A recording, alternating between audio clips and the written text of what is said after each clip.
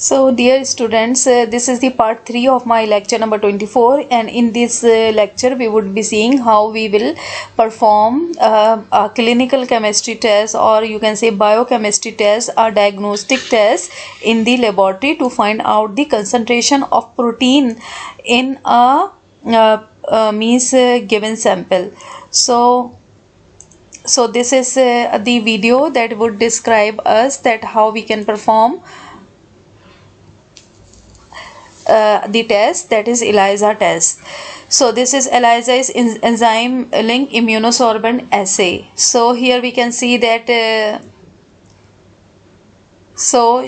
is the 96 plate, 96 well plate, and she is adding.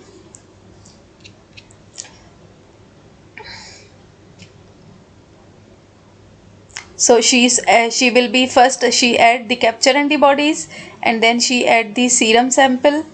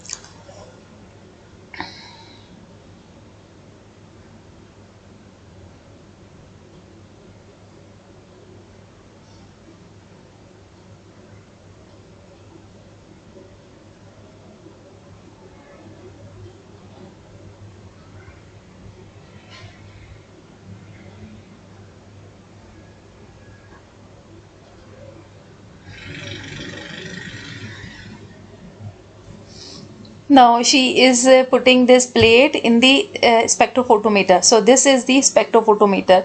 What this is, equipment will do, this equipment will generate a wavelength. So what this wavelength would be does, so this wavelength means the signal that would be produced by adding the chemiluminescent agent, that would be detected by this spectrophotometer as optical density or as a wavelength. So by means calculating this wavelength, we can easily find out the concentration of the given protein in the sample. So this is how we perform the test to find diagnostic test to find out the concentration of any